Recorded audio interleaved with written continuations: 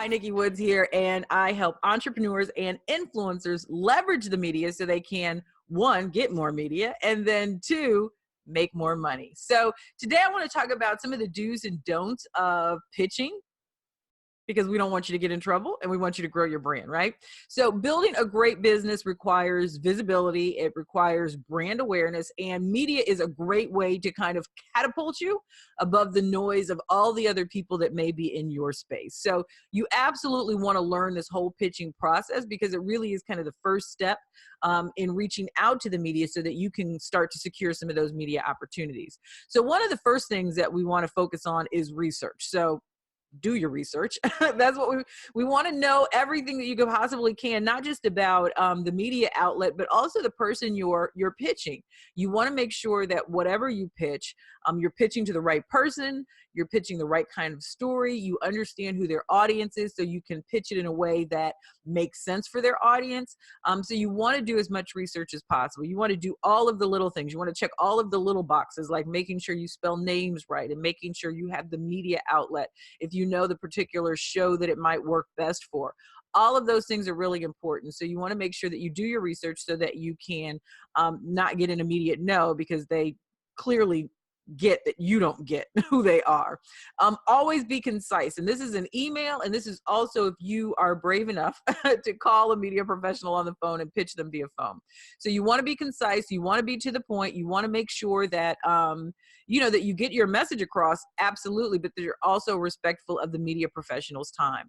And sometimes I tell clients, if it's like, you want to try to pitch by phone, you might want to practice it with somebody just so that you understand or that you're sure and confident that your message is easy to understand, especially like if you're in kind of a technical field. If you want to be very careful with that, because most lay people do not understand a lot of the technical terms that you may use every day. The other thing, don't forget to follow up. So once you send a pitch, that doesn't mean you're going to get immediate yes. In fact, the majority of yeses that most media PR professionals get from the media are on the second email.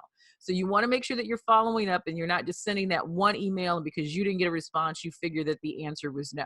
There are so many reasons why they may not have seen your email or haven't had a chance to respond. So give them a good, gentle nudge.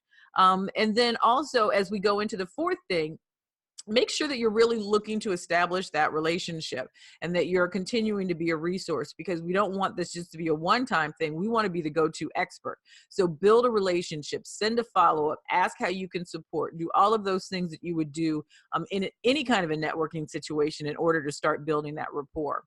And then number 5, don't neglect the emotional, piece of your story. So absolutely, as humans, we want people to know how smart we are. We want to know people that the education took.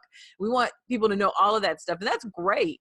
But you also want to make sure that you are, tugging at those heartstrings, that you are really connecting with them on a heart level and not necessarily a head level. So look for the emotional aspect. What is the story there? I do a whole training on how to tell stories. And so you want to make sure that you are including the heart in there and not just the head. All right. So those are the 5 things to do or not do if you are looking to make an impression, grow your brand, basically stay out of trouble with the media. So absolutely, if you have questions, you can drop them in the comment box below.